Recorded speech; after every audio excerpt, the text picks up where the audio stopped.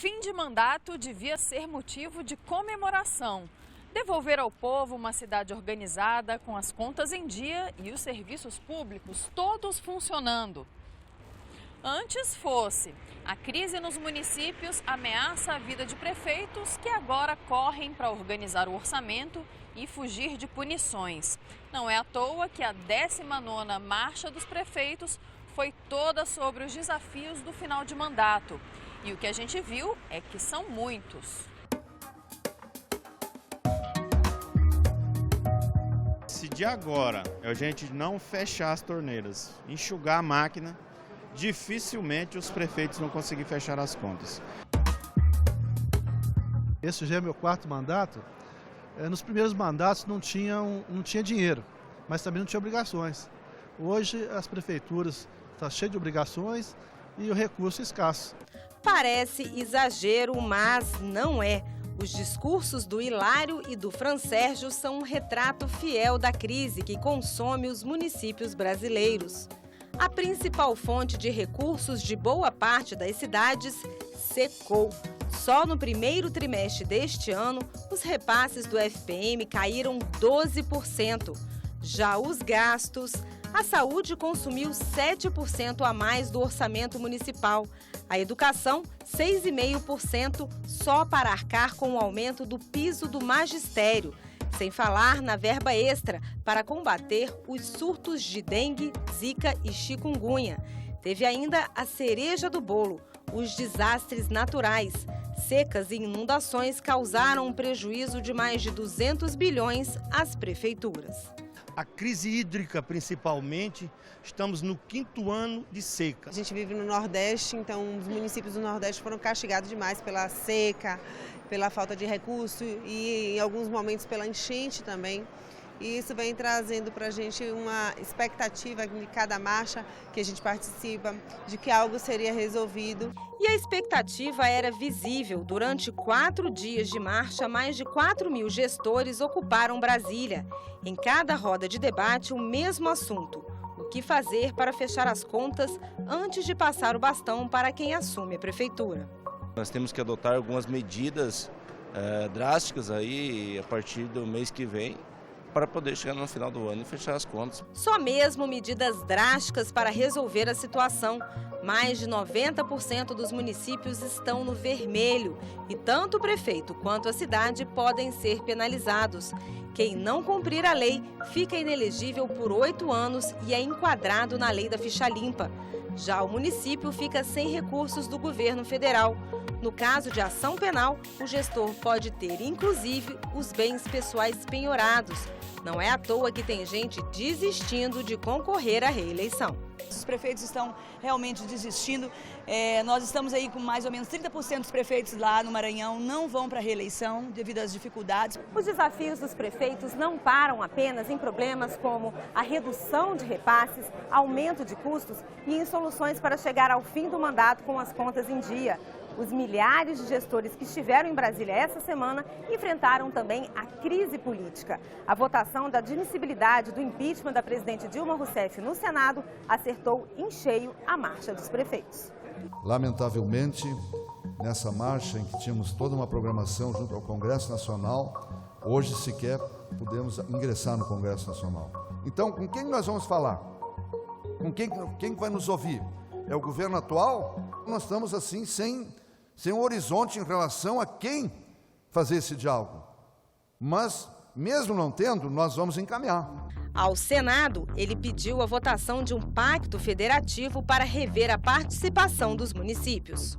Não houve até hoje a regulação do chamado pacto federativo, mas essa atribuição não é do Executivo, essa atribuição é do Congresso, que votou o piso do magistério sem dizer onde é que está o dinheiro para pagar.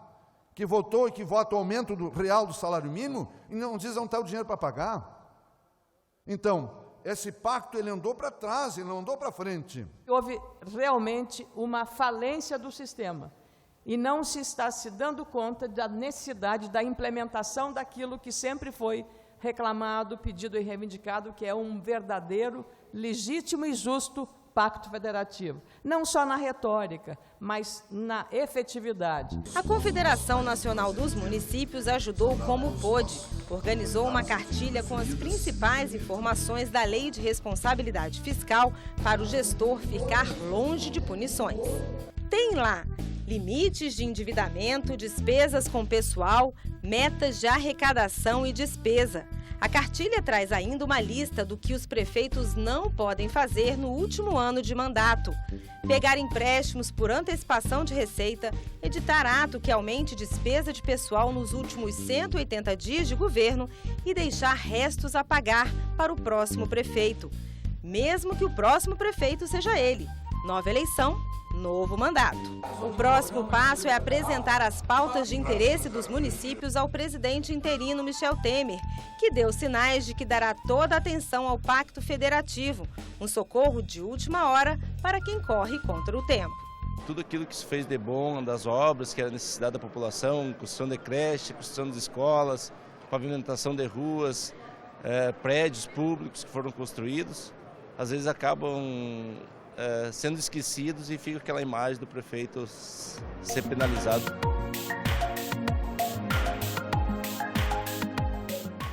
Pois é, o presidente mudou, o gasto com educação e saúde cresceu e a crise continua. Numa hora dessas, com quem falar? Quem quer ser prefeito num cenário assim? E ainda com risco de ter o nome sujo. Veja aí o que diz a Esther Dweck, que é especialista em gestão pública.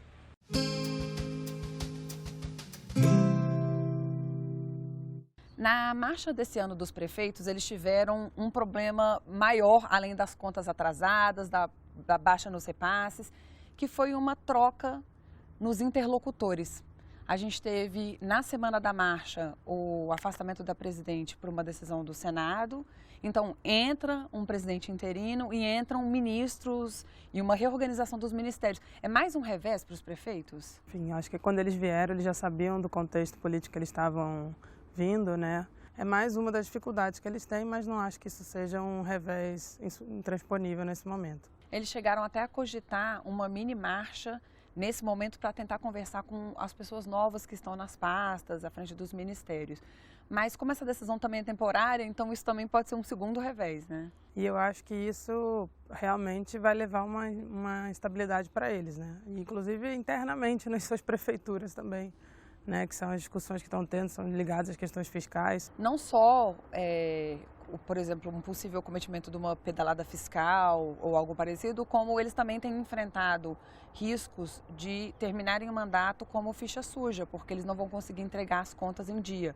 Eles vão deixar várias pendências. Tem sido frequente, né, esse problema de caixa dos municípios. O problema fiscal no Brasil ele tem a ver com um problema muito maior, né? Não tem a ver com gestores que estão nos cargos. Acho que isso é uma coisa que a gente precisava, inclusive, deixar mais claro para todo mundo. É uma recessão econômica que já não se via há muito tempo.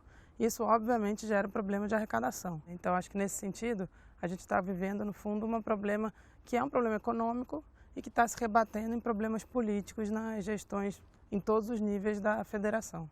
Essa crise política somada à econômica, ela claramente iria afetar, por exemplo, os repasses do Fundo de Participação dos Municípios, que é a grande fonte de renda da maior parte das cidades brasileiras, né? Os prefeitos não tinham que ter tentado se adiantar vendo esse cenário para já gastar menos e não esperar agora, a 4 ou 5 meses das eleições ou do fim do ano, para fazer isso? A relação entre o governo federal e os governos municipais, ela se dá em várias instâncias, ela não se dá só por meio das transferências do FPM. Você tem várias transferências no âmbito da saúde, várias transferências no âmbito da educação. Você tem uma série de recursos federais que vão para os municípios e que são importantes para as políticas públicas municipais, mas no caso da FPM, que acaba tendo uma repercussão muito grande, é porque são os recursos que vão livres, né? Claro que eles também poderiam se adiantar um pouco, mas de fato a frustração de receita não era esperada para todo mundo. Então era muito difícil para os prefeitos conseguir também prever que haveria uma queda tão forte da arrecadação. E a gente tem também o aumento de gastos com serviços essenciais, que não podem ser cortados, né? Piso do magistério, gastos com saúde. A crise econômica, ela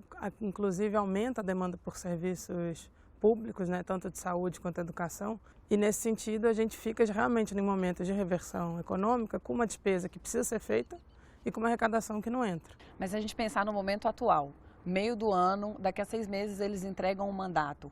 Tem algum segredo, alguma fórmula para entregar esse mandato sem correr risco de virar um ficha suja? O que é um ficha suja, né? Uma coisa que é completamente alheia à vontade do gestor. Eu acho que precisa ter uma discussão no Brasil sobre o que é essa ficha suja fiscal, né? Se é um fator que tem a ver muito mais com a economia, né, e com coisas que estão alheias à vontade dos gestores públicos em geral, a gente tem que tomar cuidado com uma espécie de criminalização da gestão fiscal. Né? Isso vai ser muito ruim para o país. Né? No país, na maior parte do mundo, essa é uma discussão econômica, não é uma discussão criminosa. Né? É difícil que ele vá conseguir reverter o quadro econômico e aumentar a arrecadação sozinho nos próximos 5 meses. Seria possível, então, o Congresso, ou de alguma maneira a gente pensar numa solução política para exatamente o que você falou, para a gente não chegar acabando incriminar, às vezes, excelentes gestores, mas que passaram por uma situação de aperto? Eu acho que isso está um pouco no radar das pessoas, né? Eu acho que isso faz parte de um amadurecimento da nossa estabilidade econômica e fiscal, é conseguir discutir esses assuntos de forma mais aberta. Essa poderia ser uma solução para o curto prazo, né? A gente olhar alguma coisa paliativa para esse ano, atípico e tal. Mas a gente precisa pensar no longo prazo e aí entra uma solução de rever o Pacto Federativo? É um assunto que está em pauta, né? E ele vai abordar muitas coisas, né? A mudança do Pacto Federativo ela vai envolver as competências de cada ente da federação, né? Inclusive porque essa é talvez a base para uma reforma tributária que a gente precisa fazer no país, né? E o curioso é que esse é um tema que sobre o qual todos falam que é importante fazer, mas na prática nunca sai, né?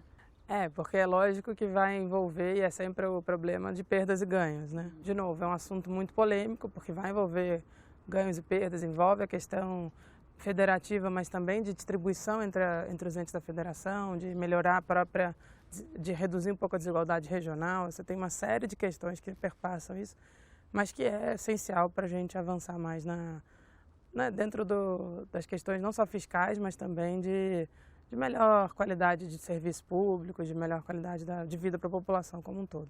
Obrigada, Esther, pela entrevista. Obrigada pelo convite.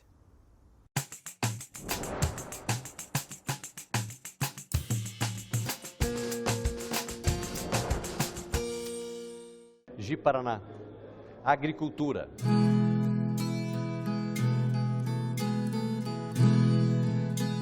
Ji-Paraná fica localizada no centro do estado de Rondônia. Tem 38 anos e 150 mil habitantes. É chamado Coração de Rondônia por estar exatamente no meio do estado. É a segunda cidade mais importante do estado, tanto na economia quanto na quantidade de habitantes também. É uma cidade com uma produção muito grande de grãos, uma produção de pecuária também muito forte, uma bacia leiteira que vem crescendo ano a ano e agora inovando mais uma vez com a produção de pescado muito grande. Uma cidade que recebeu famílias de vários cantos do nosso país. Essas famílias que construíram e constroem o nosso município, a nossa cidade, o coração de Rondônia, a Ji-Paraná. Eu sou o senador Acir Gurgas, do PDT do estado de Rondônia. Ajude a gente a fazer o Município Brasil. Diga aí o que tu achas do programa e o que gostaria de ver aqui. O nosso e-mail é tv@senado.leg.br. E quer ver o teu município no quadro Sou Daqui? É uma barbada, tchê. Tu podes mandar por e-mail, postar no Instagram e no Facebook. Só não te esquece da hashtag Sou Daqui. Lembra do jogo da velha, aquele símbolo lá. Participa aí, tchê. O cenário não é dos melhores, mas tem uma notícia que pode ajudar os municípios a organizar as contas. A desvinculação de receitas, que já existe para a União, deve ser liberada para os estados e municípios. Lá no Congresso estão chamando a novidade de DREM. Mas isso é assunto para o mês que vem. O programa de hoje está na internet. Anote aí, senado.leg.br/TV e youtube.com/TV Senado. No WhatsApp, o nosso número é o 61 999 66 16 16. A gente se vê no próximo Município Brasil.